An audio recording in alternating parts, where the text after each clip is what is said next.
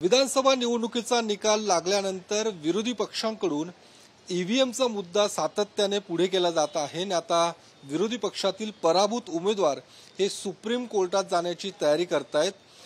शिवाजीनगर विधानसभा मतदारसंघ या मतदारसंघात काँग्रेसचे दत्ता बैरट हे पराभूत झालेले आहेत आणि ते सुद्धा आता सुप्रीम कोर्टात जाण्याची तयारी करतायत। या संदर्भातच बोलण्यासाठी याच शिवाजीनगर विधानसभा मतदारसंघात विजयी झालेले भाजप उमेदवार सिद्धार्थ शिरोळे आपल्या सोबत आहेत।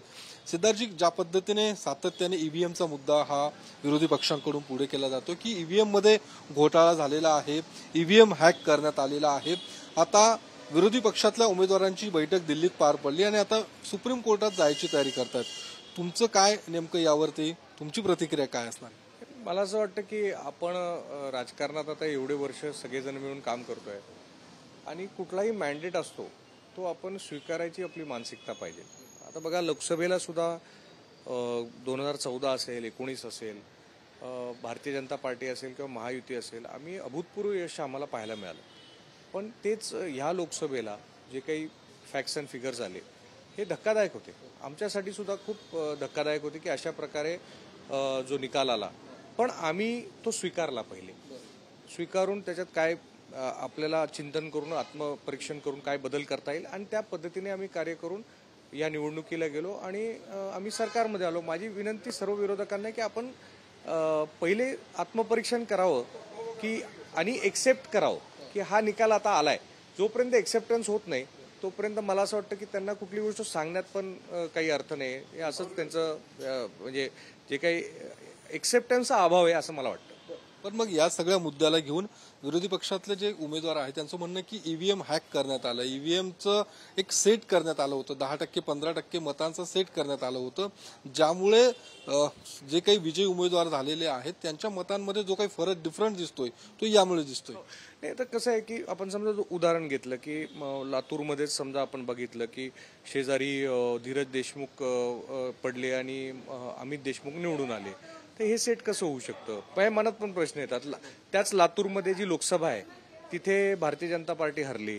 अनेक मतदारसंघामध्ये मला असं वाटतं की एखादी गोष्ट सेट पण करायची असेल तर ती कशी करू शकतो एवढा मायक्रो लेवलला, हा एक म्हणजे फारच म्हणजे असा प्रश्न ह्यांना आला कसं स्वप्न हेच मला लक्षात येणार। आणि दुसरं, त्यांच्याकडे त्यांचे मार्ग मोकळे आहेत, न्यायालयीन मार्ग मोकळे आहेत आणि ते त्याचा पूर्ण जो त्यांचा अधिकार आहे त्याचा वापर करू शकतात, त्याला कोणी थांबवलेलं नाहीये।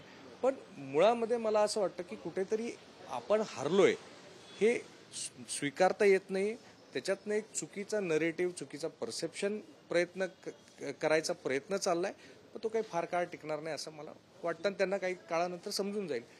आतल्यात ते म्हणतात सुद्धा की आता स्वीकारलं पाहिजे, पण लवकर स्वीकारत नाही।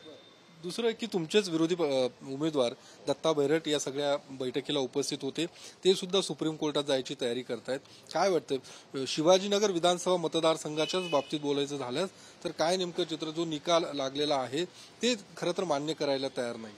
ते ठीक आहे, म्हणजे आता तसं गेले आपण शिवाजीनगर मतदारसंघाचा इतिहास बघितला तर 2014ची निवडणूक झाली, त्याच्यामध्ये पण भारतीय जनता पार्टीला खूप मताधिक्य मोठं मिळालं होतं। 19ची मात्र खूप अटीतटीची लढत झाली। त्याच्या आधी आपण बघितलं तर काँग्रेसला विनायक निमन जेव्हा निवडून आले होते तेव्हा मोठ्या मार्जिनने निवडून आले होते। त्यामुळं आपला मतदारसंघाचा सुद्धा इतिहास बघितला तर मला वाटतं की त्या परिस्थितीनुसार समजा एखाद्याने निवडणूक चांगल्या पद्धतीने लढवली तर तसा पण निकाल लागू शकतो। तर मला असं वाटतं की त्यांनी नीट समजा भूतवाईज सगळं नीट अॅनलाइज केलं आणि गेल्या समजा ज्या पद्धतीने काँग्रेसचं सगळं ओव्हरऑल वातावरण असेल किंवा महाविकास आघाडीचं वातावरण होतं मागच्या 2.5 वर्षामध्ये, ते महाविकास आघाडीकडनं जे काही सरकार चालवण्यामध्ये त्रुटी असतील, अशा बऱ्याच गोष्टीचं आत्मपरीक्षण केलं तर मला वाटतं की त्यांना सुद्धा एक्सेप्ट करायला ते सोपं जाईल की हा निकाल अपेक्षित प्रमाणे लागलाय। हा झाला सगळा ईव्हीएमचा मुद्दा।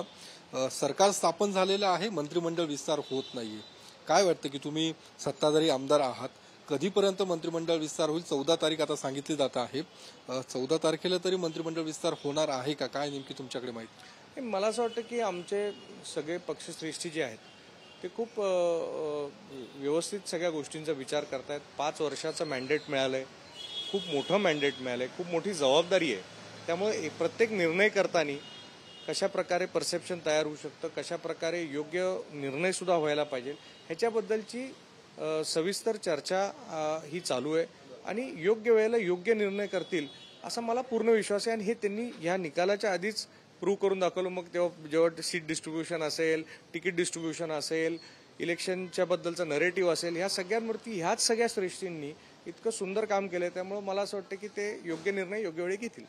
चर्चा ही पण आहे की जुन्या काही लोकांना डच्चू दिला जाईल आणि नवीन चेहऱ्यांना या मंत्रिमंडळात भाजपकडून खास करून संधी दिली जाईल अशी एक चर्चा आहे. या नवीन चेहऱ्यांमध्ये सिद्धार्थ शिरोळे असणार का? काय तुमचं काय नेमकी चर्चा किंवा या संदर्भातली काय काही बोलणं झालंय किंवा काही चर्चा झाली? मला असं वाटतं आमच्याकडे भारतीय जनता पार्टीमध्ये सुद्धा आम्हाला जे सांगितलं ते काम करायची आम्हाला सवय आहे आणि त्याच्यात आम्ही अतिशय कम्फर्टेबल असतो. त्यामुळं पार्टीनी मला सुद्धा वैयक्तिक पाहिलं तर आत्तापर्यंत खूप काही न मागता दिलेलं आहे आणि जी जबाबदारी माझ्यावरती आहे ती उत्तम पद्धतीने पार पाडणे हेच माझं आउटलुक आहे आणि त्याच आउटलुक प्रमाणे मी काम करत राहील.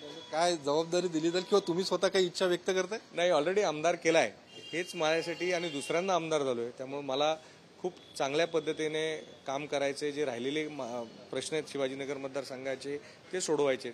मी ऑलरेडी माझ्या रोलमध्ये खूप कम्फर्टेबल आहे. पार्टी जे निर्णय ठरवेल ते नेहमीच मला मान्य राहतात. संधी दिली तर नक्कीच तुम्ही जे पार्टी ठरवेल ते करायचं. हा जन्म भाजप असं ठरलंय. तर सिद्धार्थ शिरोळे होते ज्यांनी या सगळ्या मुद्द्यांवरती आपली भूमिका मांडलेली आहे. विरोधकांनी खरं तर जो काही पराभव झालेला आहे ते ऍक्सेप्ट करण्याची गरज आहे, आत्मपरीक्षण करण्याची गरज आहे असं सिद्धार्थ शिरोळे यांचं म्हणणं आहे. आणि मंत्रिमंडळ विस्तारासंदर्भात पक्ष जी जबाबदारी देईल ती नक्कीच पार पाडेल असं सुद्धा सिद्धार्थ शिरोळे यांचं म्हणणं आहे. कॅमेरामन तुषार ननावरेसह मी योगेश बोरसे, TV9 मराठी, पुणे.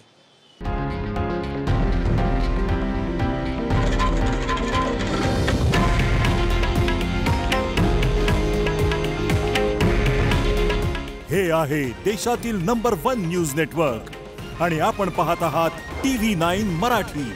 काळजी तुमची, हित महाराष्ट्राचं.